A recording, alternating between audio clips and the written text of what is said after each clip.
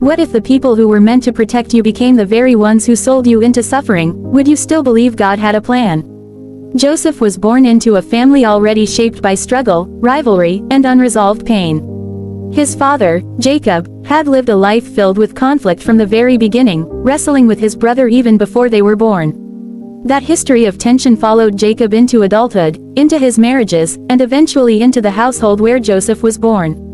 Joseph entered the world as the son of Jacob's old age, born to Rachel, the woman Jacob loved with his whole heart. Rachel's journey to motherhood had been filled with longing and tears.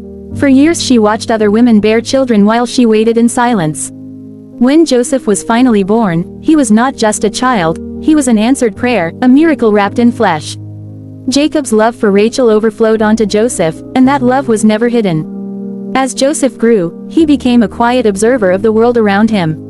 He listened more than he spoke. He watched how his brothers interacted with one another and with their father.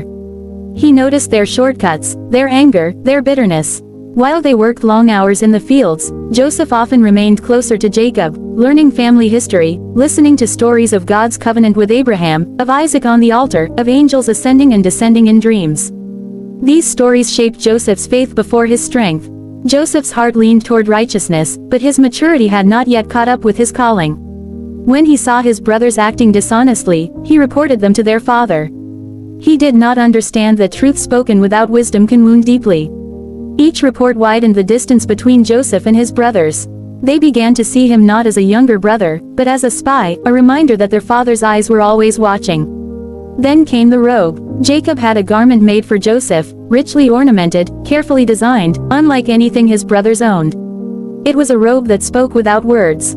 It declared favor. It declared distinction. It declared future leadership. When Joseph wore it, he did not intend to provoke jealousy, but jealousy rose anyway.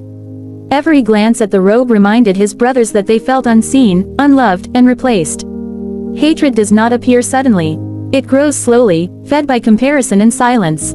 Day after day, the brothers carried this bitterness within them, until it became part of who they were. As Joseph entered his teenage years, God began to speak to him through dreams.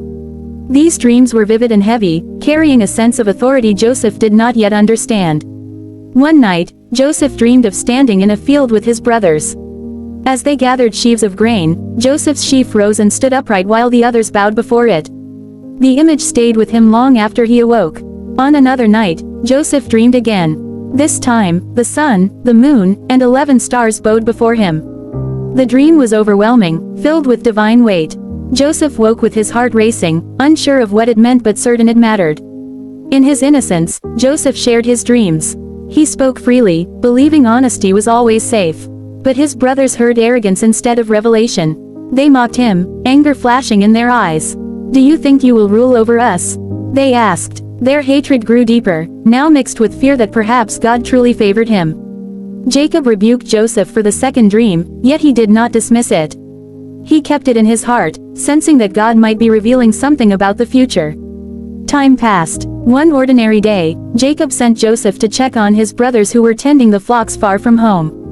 Joseph did not hesitate. He dressed, placed the robe around his shoulders, and began the journey. Each step was an act of obedience, though Joseph had no idea where it would lead. After searching for his brothers, a stranger directed him further. Joseph continued on, unaware that he was walking straight into betrayal. From a distance, his brothers saw him approaching.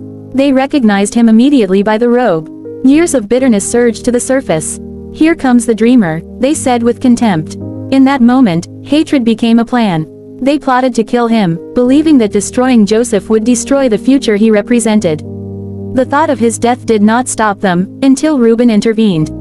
As the eldest, Reuben suggested they throw Joseph into a pit instead. Secretly, he planned to rescue him later. When Joseph reached them, he was seized without warning.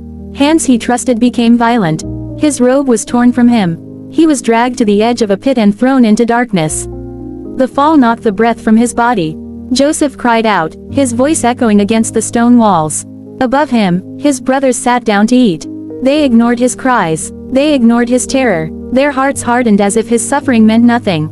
To them, Joseph had become a problem to be removed, not a brother to be saved. As they ate, a caravan of traders appeared, traveling toward Egypt. Judah saw opportunity where others saw inconvenience. "What profit is there if we kill him?" he said. "Let us sell him." The decision was made quickly. Joseph was pulled from the pit, bound, and sold for silver. As the caravan moved away, Joseph's cries faded into the desert air. Betrayed, abandoned, alone, the brothers dipped Joseph's robe in blood and presented it to Jacob. The sight shattered him. He believed Joseph was dead. His grief was deep and lasting. He mourned without comfort, while the brothers lived with the weight of their sin. Joseph's journey continued into Egypt, a land of power and idols. He was sold again, this time into the house of Potiphar. Though enslaved, Joseph did not lose his faith. God's presence remained with him. Everything Joseph touched prospered. Potiphar noticed and entrusted Joseph with responsibility over his entire household. But temptation followed promotion. Potiphar's wife noticed Joseph and desired him. Day after day she tempted him, but Joseph refused. He chose obedience to God over momentary pleasure. Enraged, she accused him falsely. Joseph was imprisoned without defense. The prison years were long. Days blurred into months, and months into years. Yet even there, God was with him. Joseph gained favor and responsibility once again. Dreams returned. Joseph interpreted the dreams of Pharaoh's officials accurately. He asked only to be remembered. But he was forgotten. 2 long years passed in silence. Then Pharaoh dreamed. Joseph was summoned. He interpreted the dreams, giving glory to God. Pharaoh recognized wisdom and authority. Joseph was elevated instantly. The pit had led to the palace. At just 30 years old, Joseph carried authority second only to Pharaoh. He rode through the land as crowds bowed before him, the same way he had once seen in dreams. Yet his heart was no longer the heart of a boastful boy. It was the heart of a man who had learned patience, humility, and mercy. Joseph immediately began preparing Egypt for what was to come. During the 7 years of abundance, he traveled throughout the land, overseeing storehouses, organizing grain, and teaching the people discipline. The harvests were so plentiful that grain became impossible to measure. Egypt prospered, and Joseph became known not just as a ruler, but as a savior of nations. Then the famine came. The rain stopped. The fields dried. Crops failed. Hunger spread like a shadow across the land. Not only Egypt suffered, but surrounding nations as well. People from distant places began to journey to Egypt because word had spread that food could be found there. Far away in Canaan, Jacob felt the grip of famine tighten around his household. The land that once sustained them now produced little. Jacob heard that there was grain in Egypt, and he turned to his sons.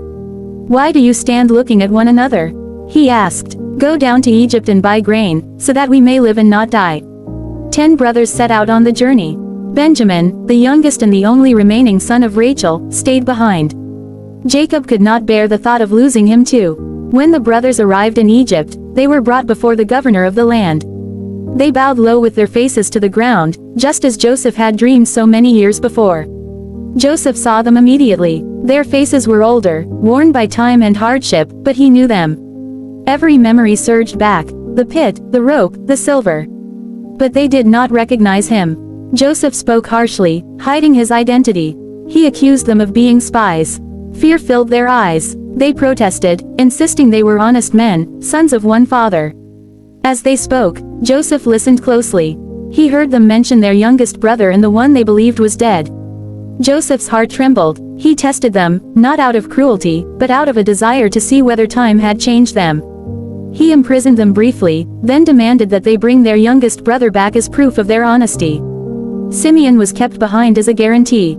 As the brothers left Egypt, guilt overwhelmed them. They spoke among themselves, unaware Joseph could understand their language. They confessed their sin, saying they were being punished for what they had done to Joseph years earlier. Hearing this, Joseph turned away and wept.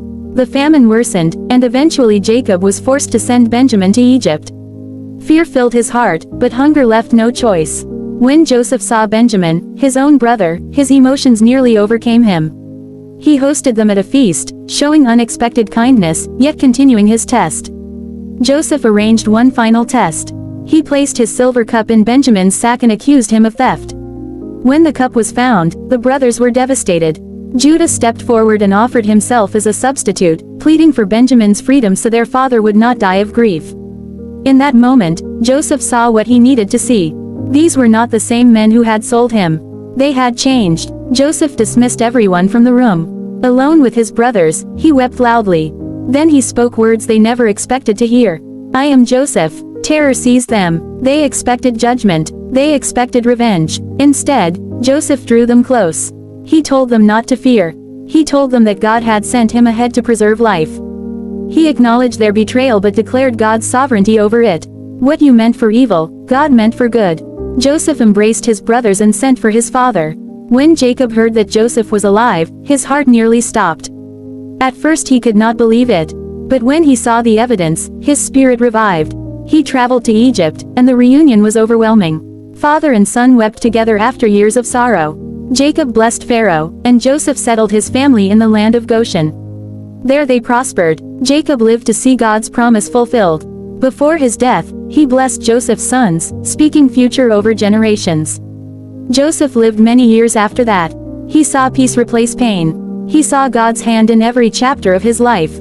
When his time came, he spoke words of faith, declaring that God would one day bring Israel out of Egypt. Joseph died not as a slave, but as a man who trusted God completely.